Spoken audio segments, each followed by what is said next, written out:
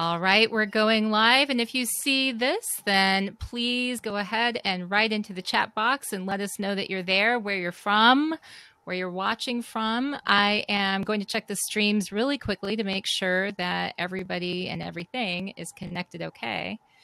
And then we're going to get started. I hope everyone's having a great week. And here we go. All right. Now we're on Periscope, we are on Facebook Live, we're on YouTube Live, and we are here with all of you on Crowdcast, and I want to welcome everyone today. But before I get started, I want to give a big thanks and shout out to our wonderful sponsor, Fontiva, the AMS for Innovation, for their ongoing support of Association Chat and the association community. Check out Fontiva.com to find out about Fontiva for associations, Fontiva for events, Fontiva for government, and more. Out. Go see them, Fontiva.com.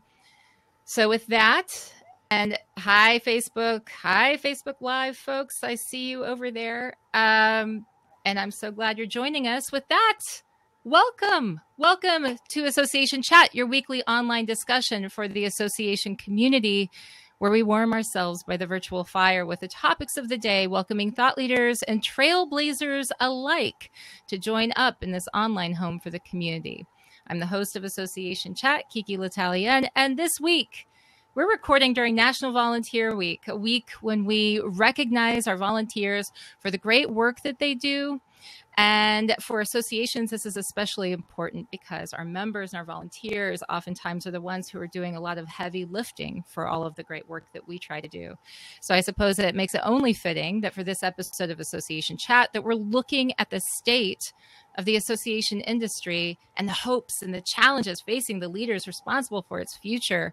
It's been a few years since Race for Relevance and Byers' next book, Road to Relevance, were published.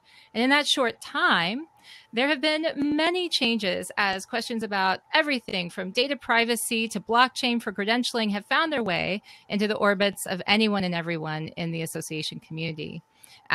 Are Race's 5 radical changes still the right initiatives association execs need to employ to energize in governance, management, and strategy? What has Mary Byers witnessed in her experiences with associations since the books came out? Have associations become more nimble, or are we still in danger of losing out to commercial enterprises that can supply the same benefits with speed?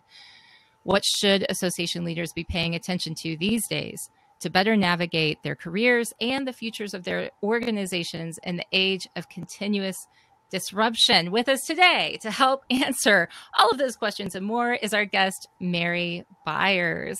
And Mary is a strategic planning facilitator and association coach and the author of Race for Relevance, 5 Radical Changes for Associations, and Road to Relevance, 5 Strategies for Competitive Associations. That's a mouthful, and I'm ready for you to talk. Hi, welcome, Mary. I am so happy to be here. And truly, if we can solve all of the things that you just outlined, we're going to be in good shape. Good. Okay. All right. So for all of you tuning in, this was the time to tune in. We're going to solve these things today.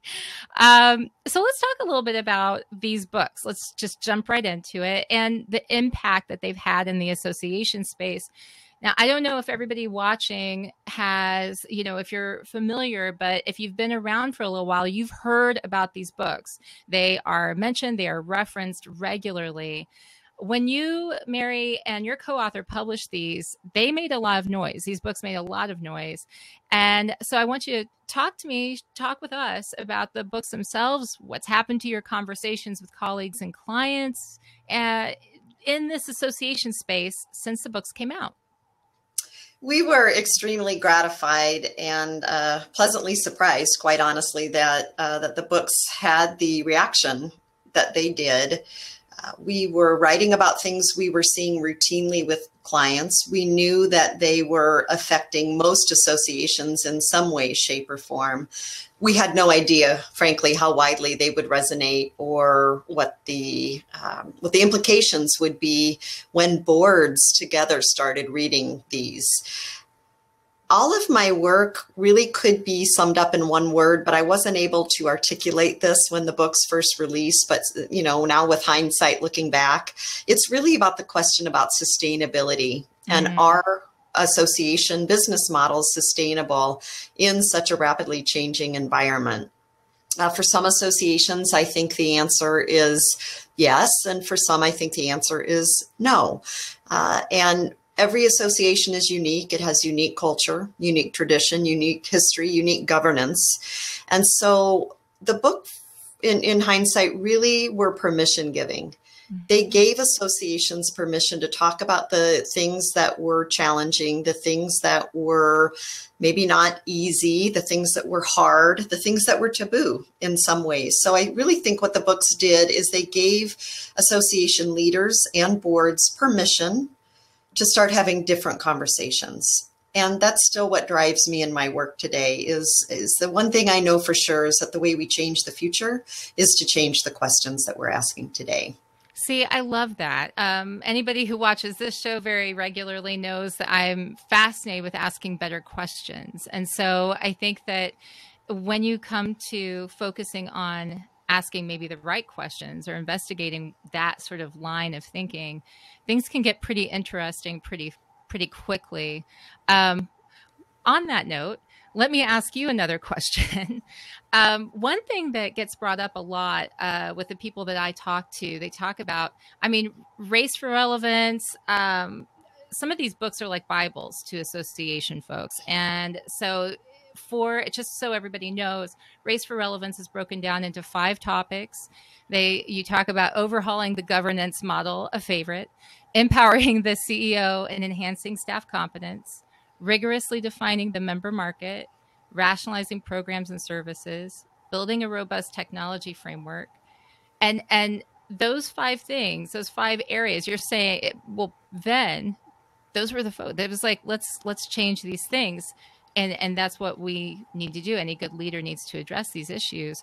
Are these still the topics you go with today if you had to write an updated version of the book? Absolutely. Yep. No question. But there's more. There's more. That's challenging us. Yes. So that would be probably the first 2/3 of the book. Okay. And there are some topics which I look forward to talking about today, which I think are the next topics. But the things that make these such timeless issues is that if you don't have the right governance, if you don't have the right synergy between staff and your leaders, if your value proposition isn't strong, if you're trying to be too many things to too many different people, all of that weakens the core of who the association is. And actually, you hear with shampoo, the wash, rinse, repeat. Yeah. I pretty much think that if you're an association executive, those 5 things that you just articulated, once you get down to the technology piece, I think you need to go back and start again. And continue asking, is our governance nimble? Is it what it should be? Do we have the right leaders leading the association? Do we have the right staff and leadership marriage going on? Is there a way that could be improved? And on through that whole cycle. And I really think that that's an association professional's job, is to make sure that while all the daily business is going on and all the deadlines are being met, that there's a structure within the organization that makes it sustainable. And it goes back to that sustainability question again. I'm a member of a couple of associations myself right now that I believe are teetering on the brink of irrelevance, and they may be moving into what I call the association death spiral. And once that spiral starts, it's very hard to reverse. I don't think these associations will cease to exist, but I don't believe they will exist as they have in the past. So let's talk about the death spiral. What does that look like? How do you know if you're in it? I mean, I would hope that I would know if I were in it, but sometimes, there's a lot of denial. Yeah. And sometimes it's easier. And often I don't see the denial so much in staff, but I sometimes will see the denial in association leaders. who might just want to kick the can down the road or pass the problem on to the next board or the next president, whatever the case may be. Certainly your numbers will let you know if you're in a death spiral, if your membership is declining, if participation in events is declining, if your retention rate is declining. Those are sure markers that turbulence may be ahead. We talk a lot about engagement, but I think we have to define what engagement really is. Mm-hmm. But part of the death spiral could be that numbers start declining, budgets get tighter. So we start really cutting corners, and sometimes cutting corners in the smallest ways, like no longer including breakfast in a meeting or no longer having coffee breaks. Members start to think, well, hey, I used to, they compare. I used to come to this meeting 5 years ago and all meals were included. Right. And now I'm spending more to be a member and more to come to the events, and I'm actually getting less value for my money. And so that's plants a seed. And then members start really measuring, what am I getting for my dues dollar? And so that's where I think the spiral can start very quietly. But once you start into it, it's really hard. It's like a plane. It's really hard to pull out of it. Yeah, gosh. Oh, I as you were talking, I was thinking about examples where I had been at things where it's like, okay, I can compare. If you're around, you hope for retention, right? So these people have been around, they've seen how things have progressed, and they can compare and contrast from one year to the next. Howard has a great question for you. Is there often a dynamic balance between leaders in denial, yet staff sounding overly loud or misplaced alarm bells? Let's see. Let me think. Yeah. Okay.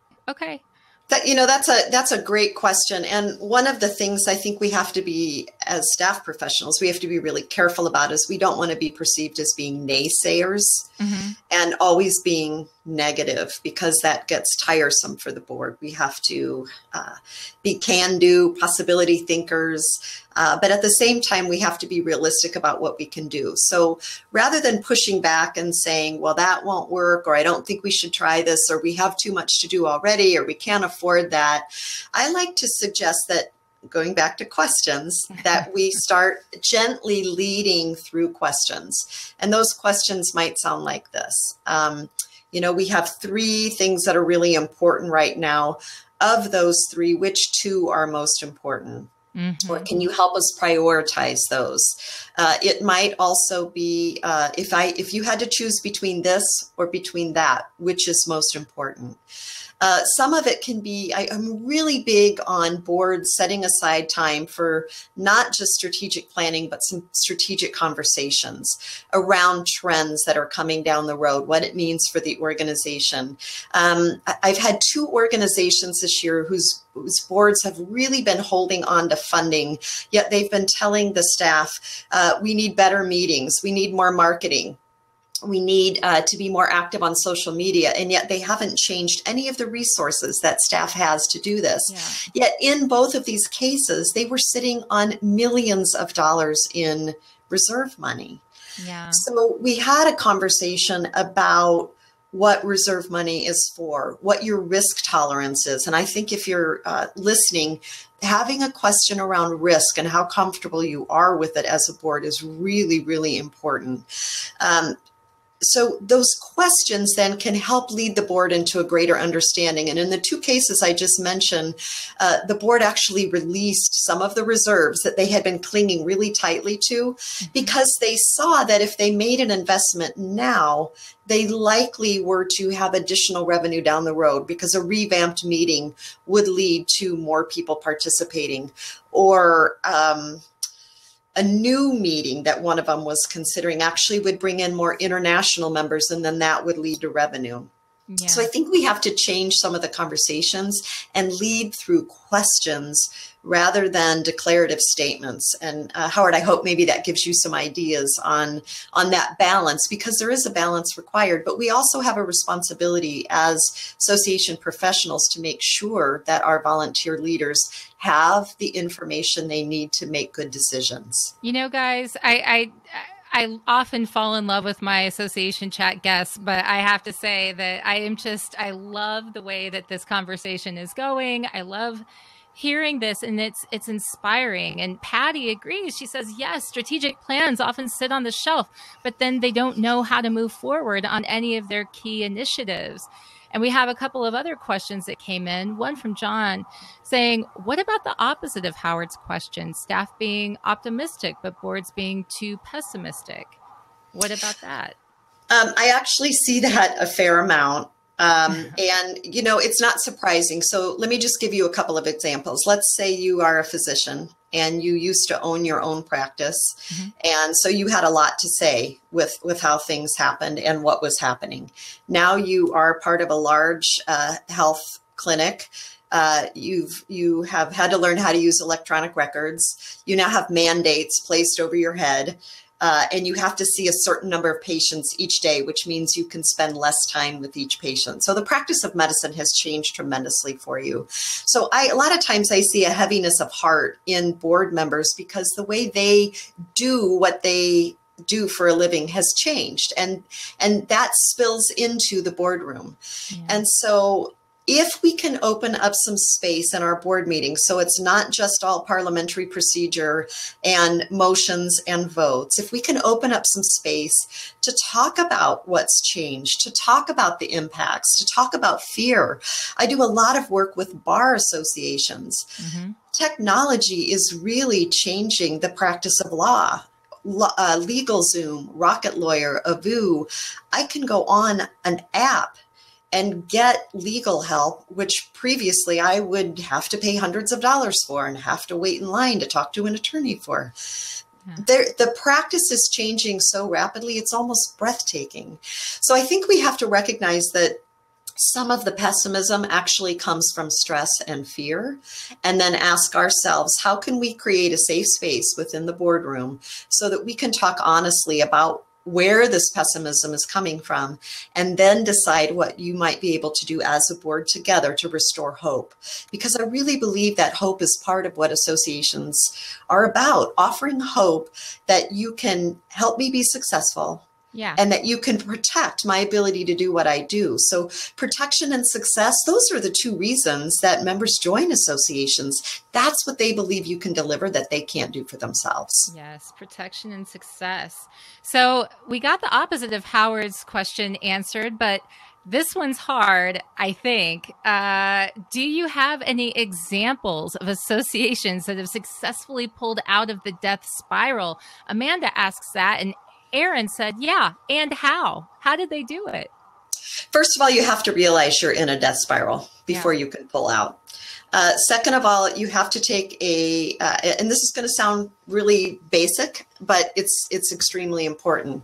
You have to get back to basics. I think a lot of times we have strayed from the real reason that we're in business to begin with. Mm-hmm. And we've got to get the fundamentals right. We've got to go take a look at everything, what we're doing that's engaging members, what's working well, what's not working well. Frankly, some associations that are in a death spiral are just stale. They've done nothing new for members. They've introduced nothing new for members. They're doing the same meetings in the same way. They're pulling out last year's agenda, changing the dates, filling in new speaker names, but it's the exact same format. So we need to get back to basics. Number one, make sure we're doing what we need to be doing. Number two, we need to make sure we're not stale. And if we are stale, we need to figure out how we can change that. Not change for change's sake, but change for a very purposeful reason. Next, I think we have to be better about talking about our value proposition. Mm-hmm. The reason a lot of groups are in a death spiral is because members or potential members don't really understand what they do. We have to be better at telling our association story. That's a key. And then we have to really ask some of the hard questions about sustainability. I have one client now who does not believe that their current model is sustainable. Mm-hmm. So rather than trying to turn the Titanic around and change the governance model and do, frankly, some of the things that we talked about in Race for Relevance, this association CEO is actually building the association of the future now. Wow.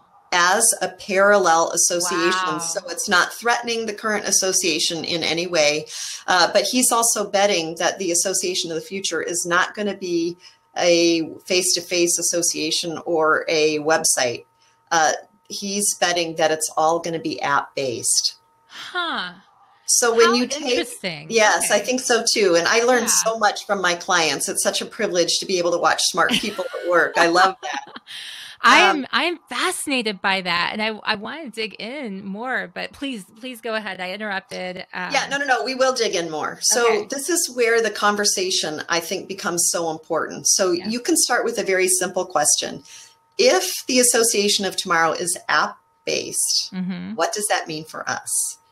Mm-hmm. And then you can get a cascade of questions that go from there. Well, if it is app-based, what kinds of things need to be on that app? What kind of expertise do we need to build that out that we don't currently have? How could we pilot that? Where could we find a group to pilot it with? Could we find some collaborative partners that might come along the way? And I will be the first to admit that asking the questions is a lot easier than actually answering them. But I think Right. a lot of times we don't ask the questions, A, because we don't know the answers, or B, because we're afraid of what the answers will be. So I think it's a great time to be an association professional, because there are just so many opportunities and so many different ways we can respond to this. It is difficult, though, if you have a board that doesn't catch the vision. Yes. Yes. And so, okay, let's talk about the board situation, because almost everybody who is working with an association, in an association, maybe they're serving on everyone can identify with the issues that can come up between staff and working with the board, and the communication issues that arise. And so one of the things that you had brought up on is that the race for relevance, with the five different topics, one of the big shockers to folks at the time was of reducing the board to five people? It was. Right. And I was like, in researching for this interview, I ran across where somebody, they were actually digging down into this, like, how can they possibly do this? And this was something that I think had a lot of pushback, but people were really interested in it because there's some really bloated boards out there. So there are. Can you speak to this a little bit about, sure. Do you still think it should be 5, and like a little bit more about the governance piece of it? 5 really is, we didn't pull that number from the air. That, psychologists tell us that 5 to 7 is a good number because everybody can take ownership. Yep. And decisions can be made quickly. And since we're looking at being more nimble, size does matter. There is some new research out that says that the average size of a board is on the decline. And right now it's 15. And many of you viewing this are probably thinking, 15? I would be happy with 15 because my board is 60 or 200 or 400. You got to remember that Harrison and I have worked with some associations that have incredibly immense boards. I think anything under 20 certainly is better than 200. If you can get it to 15, great. If you can get it to 12, even better. There are some boards that are working with 5, but 5 isn't a magic number. Yeah. It needs to be something that's nimble. And I've seen clients that have gone from 55 down to 30. It's still a move in the right direction. Some are doing it by attrition. Some are doing it by a governance review and, retooling what the association looks like. Some are taking their big boards and making them advisory boards. Frankly, some executive committees are the size of a board. And so maybe it's a smaller group within that. There's lots of ways to do this. The number isn't nearly as important as the ability to get everybody on board and swimming in the same direction, right, which is much harder the larger the board is. partly because people aren't engaged. If I'm in a room of 49 and I know I'm only going to be able to talk every 3 hours, well, then of course I'm going to be on eBay and Facebook and going through my own personal emails. So even with a big board, though, there are ways to get engagement. I'm a big fan of small group discussions and having those conversations first and then taking action after those conversations have been held. Yeah. And I just have to say that the people who are watching with us on Crowdcast and typing into the chat call, there are a lot of you who are saying at 200, you would basically commit suicide. So that's good. I'm glad that you don't have that many on your board.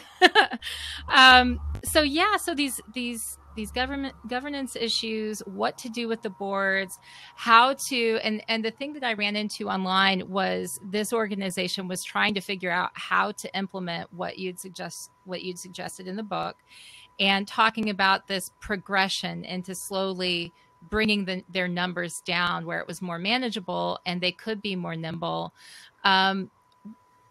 So how does an organization know if it's nimble enough? How does it know if maybe it isn't moving as quickly as it should? What are some maybe the telltale signs?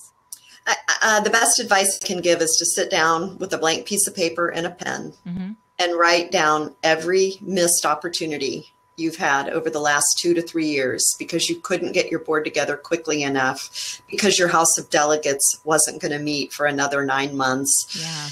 Anything that required a quick response that you were not able to do. I know that that's the purpose of executive committees and where executive committees come in, and they should be used in that instance. But I'm also seeing cases where there's disengagement from the rest of the board because the executive committee is, in fact, the de facto board. I also surprisingly see association professionals taking more to the board than they really need to. Okay. So I would encourage, and I know it's hard to shift what you have been doing with what you could be doing or maybe should be doing in the future, but I would ask everybody to be thinking about making a list of the kinds of things you take to the board and then sifting through and asking if every single one of those really needs to go to the board. Yeah. I'll be candid. I think that sometimes we cover our own behinds, take it to the board and get permission, because that way, if something doesn't work out perfectly, we're covered. Right. This is where I think a risk tolerance conversation is extremely important. I believe that associations need to be conducting multiple experiments, and let's make sure we talk about some of those before we finish today, because this is important to the future of associations. Yes. Find out what experiments and what the risk tolerance is, and then set up some experiments, and then hopefully you can get permission from your board to go run those experiments to recalibrate without their input. And then when everything is said and done, bring that information back to the board for informational purposes and to keep them up to speed with what you're doing. But setting something up where we go and do, and then we have to come back, and then go and do and have to come back, sometimes just the way we work makes us less nimble than we need to be. We have to remember that we're paid to do the business of the board. Right. Of the association. And sometimes it's better, what do they say? It's better to ask forgiveness than it is to ask permission. Yeah, I'm very familiar with that saying. It's kind of most of my best early work was done that way. And you know what, KiKi, why don't we act as if this is our early work? I think sometimes we get too complacent, and I fall into this myself, and something that I wrestle with on a regular basis. I was more of a risk taker. I don't ever want to get complacent. I don't ever want to stop pushing or striving. But I do find that the more work I have and the deeper I get into my work, there's less of some of that earlier stuff happening. So maybe you and I could make a commitment to go back and revisit our youth together. We can be accountability buddies and totally I like that. Are you feeling a little nervous? No? Okay, we need to push harder. So Erin's saying she was just having the conversation with a colleague about this yesterday. hey, they hired you as an exec to make certain decisions without oversight. You shouldn't be checking back with the board, basically, on every little thing. Howard shares that he worked with an executive director who insisted that the board books be shrink wrapped, an unnecessary expense in the view of some, but he did it solely to see which board members pulled them from their backpacks still wrapped or unwrapped. And if they couldn't be bothered to read it on the plane, he called them out about it, which is kind of interesting. I think that's I don't know. I worked with a board where I think all of them, they hadn't even opened it up, their board books at all, until they got there. And most of them were checking, I don't know if it was eBay or their email, but they weren't on board for the board meeting. So, yeah. So think about how difficult it is to try to do your best work as an association professional on behalf of the association when that's the kind of engagement or support we're getting. I mean, that for many professionals is the reality, that the board is not reading materials, they are not prepping. And what just saddens me about this is that we're not talking about clubs. This isn't a stamp collecting club or, a horseback riding club. We are talking about people's livelihoods are at stake in many cases. And I livelihoods, the industries that they represent. I mean, there's a lot. Absolutely. And the more challenged the industry is, the more important it is that we get the best and brightest on the board, the visionaries, the problem solvers. And often the way we recruit for our boards doesn't allow that to happen. Yeah, absolutely. What do you think that, and I'm going to dig into this just a little bit more since it's obviously hitting a nerve with a lot of people on here today, and then go into some of what you've seen with regard to how association professionals and executives can better lead their own careers and the things that they do. But I just want to dig into the board piece just a little bit more. This communication dysfunction that happens between staff and the board so often. Any advice? I know that that's very generic as far as a question is concerned, but you're kind of brilliant with everything I've thrown to you so far. So I figured that I'd just throw this one out there too. I mean, what's some good advice for communication efforts between the board and staff? Number one, I think we're over communicating. Okay. In many cases. And so when the board gets a 176-page document to read before the board meeting, it's a little overwhelming. And so they give up before they even get started. So I think we have to self-censor. I'm not suggesting that you hold anything back, that you hide anything, or that you're not transparent. But I do think we need to assemble the board books and then go through them a second time and ask, does everything really need to be included? Yeah. So I think we can do a smaller board, I'm calling them books, but so many people do online now, it's not really a book. And Howard, unfortunately, the shrink wrap was a fabulous idea. We need to figure out how to shrink wrap the links that we send to, although I know in many cases you can. Them. Yeah. Yep. You can find out who opened and who actually did some work. So that's a good thing. But we need to make it manageable and give them the high points. What do they really need to know? The next thing I think we need to do, if we can, anytime we can, we should think about moving away from full reports to any kind of infographics. One client that I work with uses something called PictoChart to actually do reports for the board. And with that, those infographics, board members can see how the numbers are looking.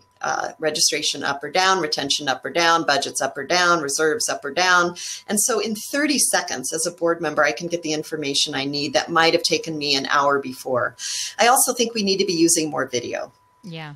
And communicating more often in between board meetings. And so I've seen some groups where the president will actually send out a brief video. Maybe the executive director will send out a brief video. Here's the link to your board materials, but here are the 3 most important things that we're going to be wrestling with. Be sure to look at such and such page. So we need to we kind of need to mirror the environment that our board members are living in now in terms of making things quick, down, and dirty. And then, as I said previously, I think we need to really be asking ourselves, do we need to be checking in with the board on this at this meeting. Sometimes the reports are eating up precious time. And then finally, the last thing I would think about is when you have your board face-to-face, what is the highest and best use of that face-to-face time? I happen to think that we need to be having more high-level conversations about what's coming down the pike, how we could disrupt ourselves. What happens, if A happens and B happens, then what does that mean for us? We need to be having those conversations face-to-face in a safe environment, because it's too hard to have those via an online, Zoom meeting or a conference call. And that's the last thing I think I would say. We need to get rid of old audio-only conference calls. Yeah. We need to have video. And part of the reason is we know what happens on an audio call. Same thing as before. People are checking their cell phones. They're checking email. I've even heard people clipping their toenails on meetings before. And I think it's a little harder to do that if you are on video and you can see whether or not I'm paying attention. Oh, clipping toenails. I have to say that would be, and that's you would identify that sound, right, guys? I mean, you would identify that sound. You would know what it was. This person actually, when called on the carpet, this person actually fessed up. Otherwise, I'm not sure. I would have been able to determine if it was toenails or fingernails. But my gosh. But the fact that they even were willing to admit it and they thought they were being funny. Yeah. But again, I'm thinking to myself, you are dealing with your colleague's livelihood. I think it deserves a little bit more attention than this. Yeah, I love the comments. And I, like I was saying about the report here, I'm sorry, is someone clipping their nails? That's brilliant. I love that. Lots of people enjoying this.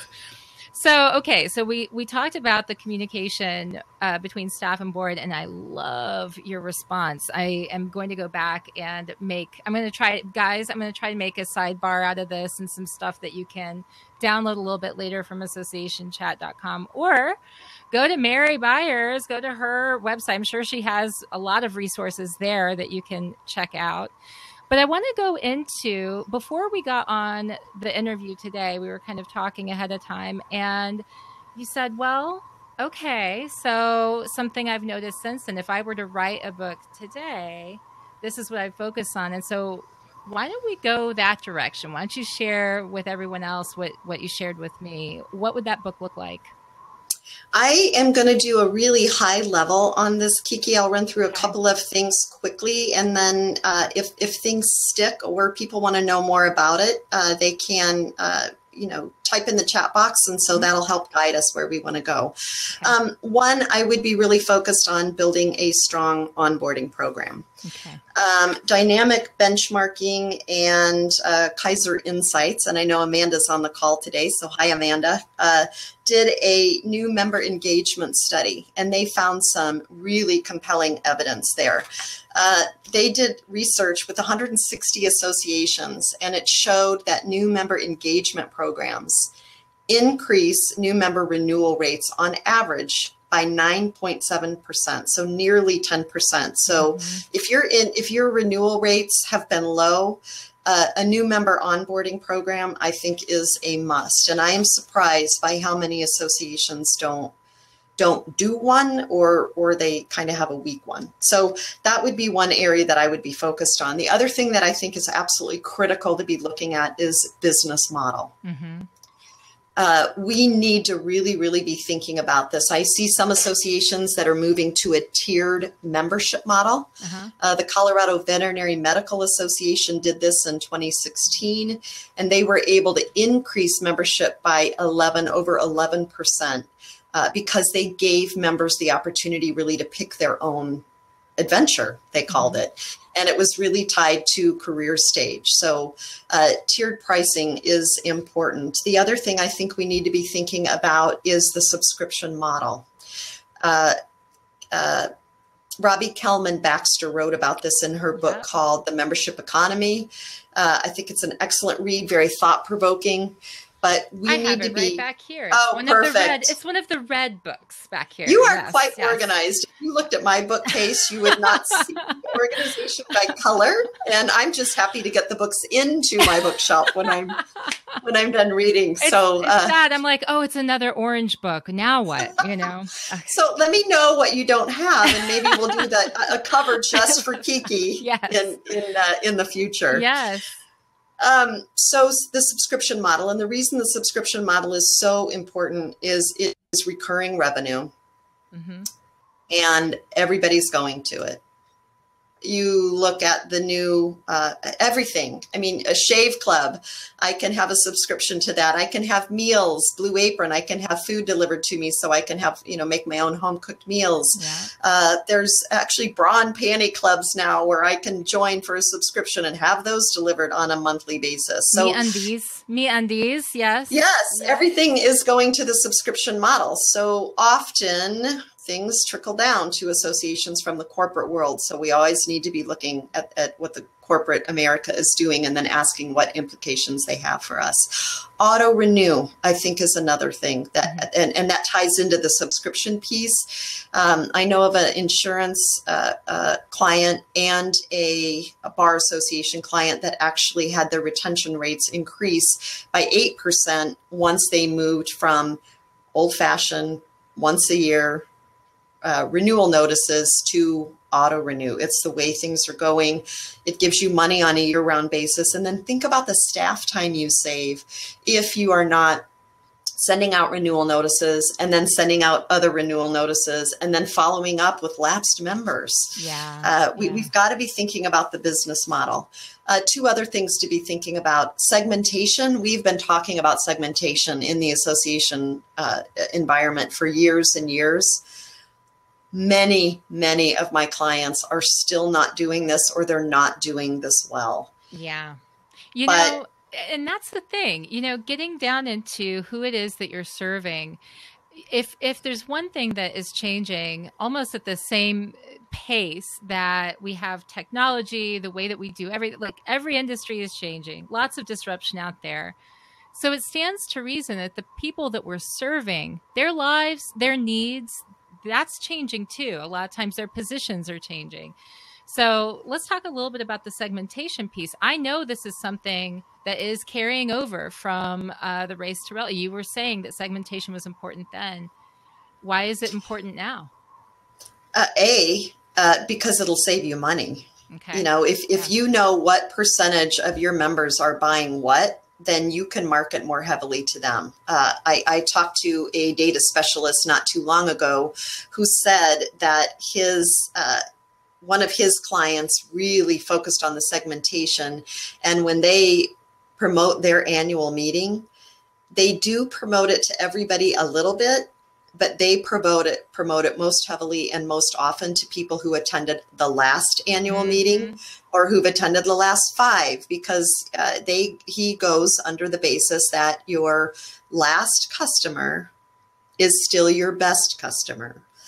And so if I've gone to the last 5 meetings, there's a good chance that I'll go to meeting number 6. So focus on me rather than trying to get somebody who's never attended a meeting before. And by doing that, you can save marketing dollars and put them where they really matter. The other thing is we can sell different packages to different segments. So there was an optometric association in New York that realized it really had 7 member segments, but what it would promote to somebody who's late career stage, getting ready to retire, is very different than what they would promote to somebody who's been in practice 5 years or less. That's where tiered pricing and packaging really becomes important. So now, instead of selling everything to everyone, we go in and we create different packages for different segments of the association. Does this complicate everything? Absolutely. But when you complicate it on the front end, you actually are going to simplify things on the back end. Yeah, and hopefully it will make for a more robust organization. And I think that, so we have interesting discussion going on over here. Amanda's saying, I love monthly subscriptions. I love making the decision one time and then it's just continuing on until I decide I'm done with it. Plus, I think seeing the charge every month makes you feel more engaged. If you see the money coming out every month, you're reminded that you're investing in that organization, so you'll be more engaged. I agree. I mean, sometimes there are things where I'm like, I'm not seeing the value. I don't know why I did this. And I pull out, which is good, I think, for the organization and myself, because, it's just not going to happen.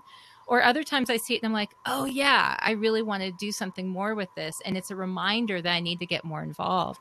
Amanda says, also think about segmenting that will help your association do engagement scoring, a big opportunity for associations. And then Erin has a question. She says, is segmenting the same as targeted marketing, or is this more membership, or both? The segmentation really happens first. Mm-hmm. It's the way you divide up your membership, and then the target market comes as a result of segmentation. There's lots of ways to do this, and I would say that none of them are really wrong as long as you're doing it. But there are many professionals out there who can help you do this and do it well. I wouldn't be one of those professionals. I just know that it's something that I would spend some time in space working on. And if my segmentation was done years ago and it hasn't been updated or questioned lately, I think that represents an opportunity. So one of the things that you had talked about earlier that you touched on was talking about the value proposition, really identifying the value proposition. You said that the associations can kind of be lousy about this, and this is a really important thing. Can you talk a little bit more about that? Absolutely. And I won't say they can kind of be lousy about it.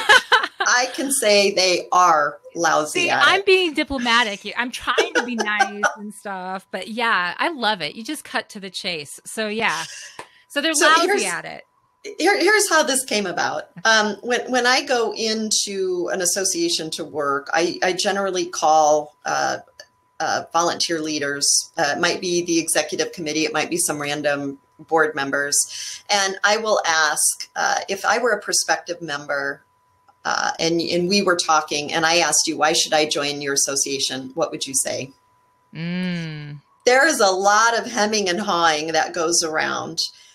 There's a lot of listing. So, we do this and we do this and we do this and we do this. Hoping listing of the benefits. Yeah. Yes, exactly. So benefits, not features. Mm-hmm.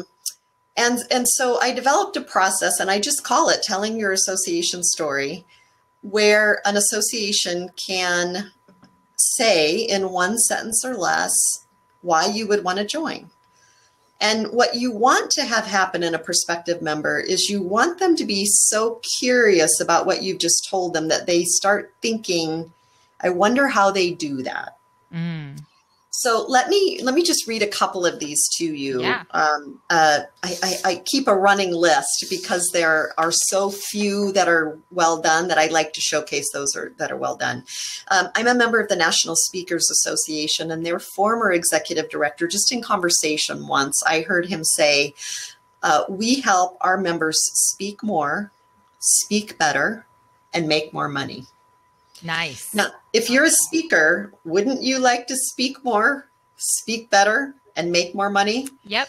And if you're a prospective member, you think, how do they do that?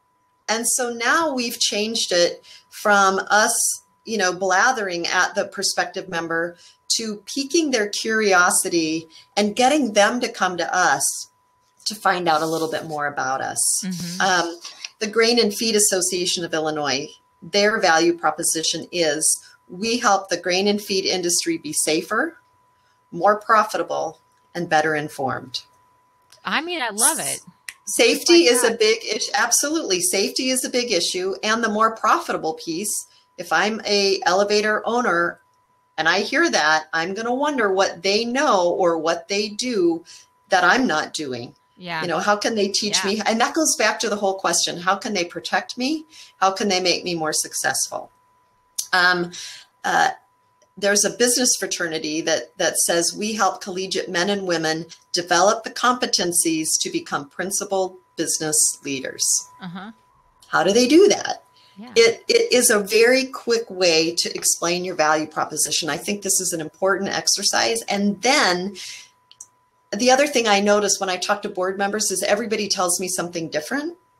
But think about how powerful it is if every volunteer leader and every staff member tells the same story to a prospective member. Oh, yeah. Yeah. You should join because, and then we get the value of consistency. We get the value of repetition. And then the other thing that a story has to be is it has to be memorable. I don't really love association mission and visions because they are impractical, they aren't memorable, and they aren't repeatable. And they're there maybe to help you get focused. Great, yeah. Fine. But when somebody asks why you should join, you should not be pointing to the mission or vision, because those generally are done by committee. We squeeze everything we possibly can into them to the point that they're practically useless. Yeah. I love that because, you know, I can see, I'm glad that you said that, because I could see where you might be tempted to go in and say, work with the staff around the table, the executive team around the table, work with, I mean, like everyone, work with the board and say you scatter index cards. Each person gets an index card. And what is this all about? What's your value proposition? What's your story? What's your organization story? And I can imagine that they would try to sort of scramble and use their like little hidden, you know, cell phones or their open laptops on eBay and search for what the vision statement is or the mission, which is not the story, right? That's not the story. So there's actually a resource that I know you're going to make available, and I call it a fill in the blank recipe. And it is a worksheet that professionals can use. And I think it's an interesting exercise to do internally as a staff, but also with your board if you're interested in extending it that way. Interesting exercise to see if you can't distill down in 2 sentences what your association does, and if you can't agree on a 1 or 2 sentence story for your association by using the fill in the blank recipe. Well, so for everyone who registered on Crowdcast, I can send that to you. I'll send that resource. Mary already shared it with me. I can send that to you through email after this. And then for those of you who are listening to this later, I will have it in the show notes, and I'll upload it to associationchat.com so that you have it there too. Wow. Oh my gosh, this hour has flown by. This is insane. And Jessica, fun. You can tell I love talking about this stuff. I know. It's so good. Jessica's saying we use this worksheet and it worked beautifully. Amanda says, and it needs to be something. She's talking about the value proposition. It needs to be something you can only get as a member. If people talk about lobbying, it's easy to think, great, they'll lobby for me even if I don't join. Erin, it has been a wonderful association chat. So we have a little bit of time left, and I want to make sure that I get to talking about what you're working on now, what you think that leaders should be paying attention to better lead into the future. And if there's anything that we didn't cover that you thought, man, I really think that you guys need to know this before we go. I just want to reiterate, you need to have a strong onboarding program. You need to be looking at your pricing. You need to be looking at tiered packaging and tiered membership models. Segmentation is important. I believe you have to build a non-member strategy. Sometimes we get so focused on how we're going to deal with our members, we forget that a large portion, depending on the industry you're in or the profession that you serve, sometimes we have more non-members than we do members. And getting to that sustainability issue, if you only have 30% of the market, that means 70% of the market is unserved. But if you can serve those individuals at a higher price, you are building and bringing in revenue that actually helps you with your member value proposition. So I think a non-member strategy is extremely important. A couple of other thoughts. I think association professionals have to get comfortable with ambiguity. The future is changing rapidly. We don't know what's next. So we almost have to be more comfortable with discomfort than we are more comfortable with comfort. And I think that's important so that we don't become complacent. What is that?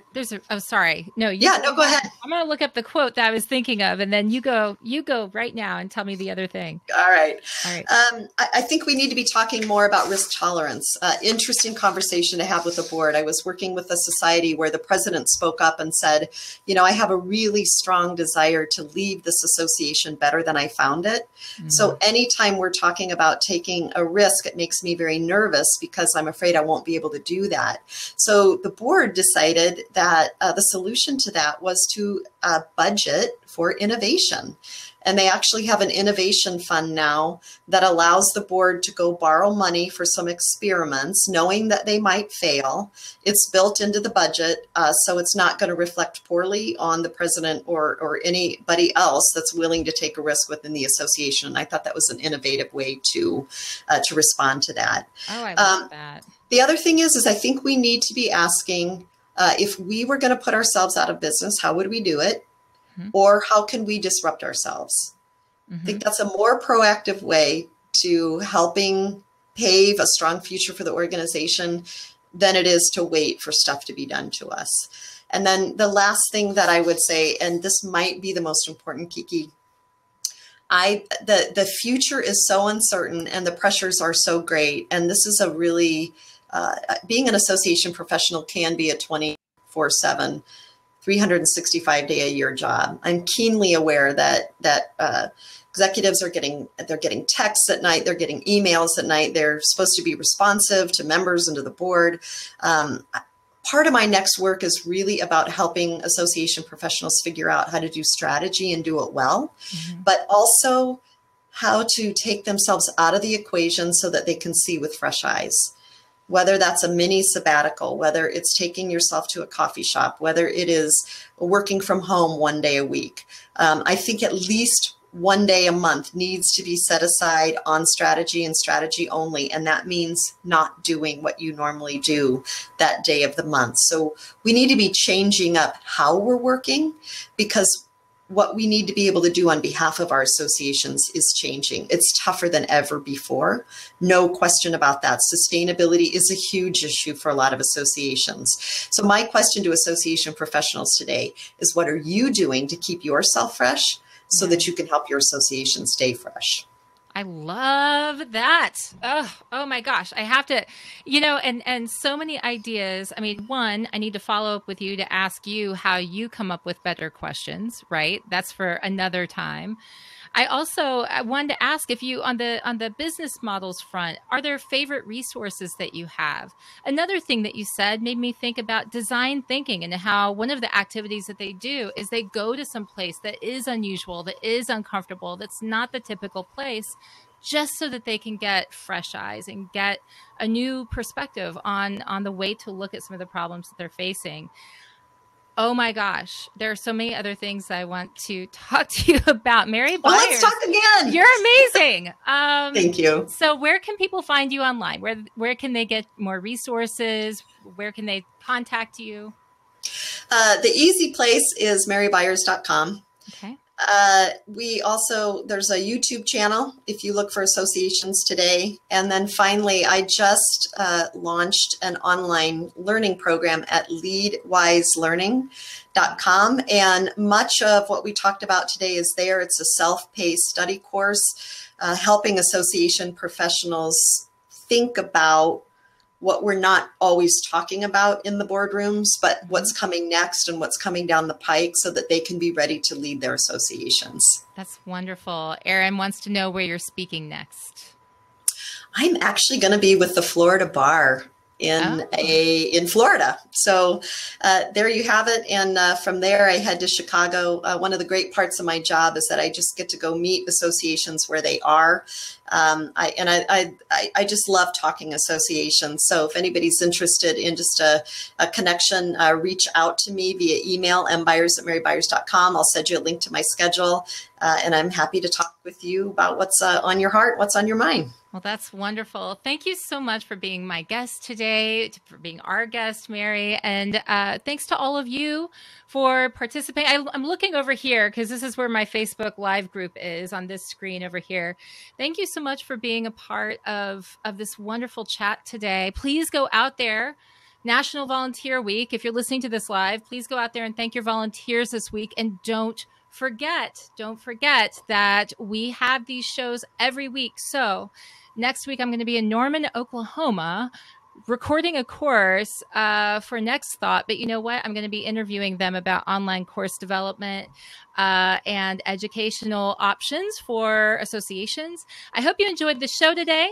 If you like the show, please be sure to like, thank, subscribe, and do all the things to share the love. And be sure to join the private Facebook group for Association Chat, where there's more delight and intrigue that awaits. Until next time, everyone, keep asking questions to learn every day. As Joseph Campbell once said, the cave you fear to enter holds the treasure you seek. Have a great week, everyone.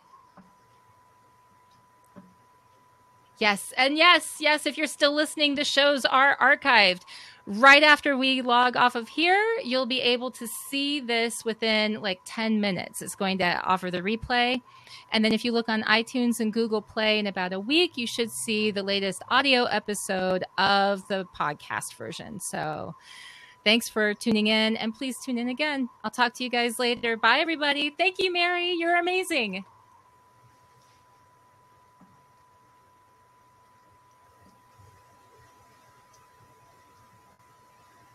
I swear I clicked end podcast or end show.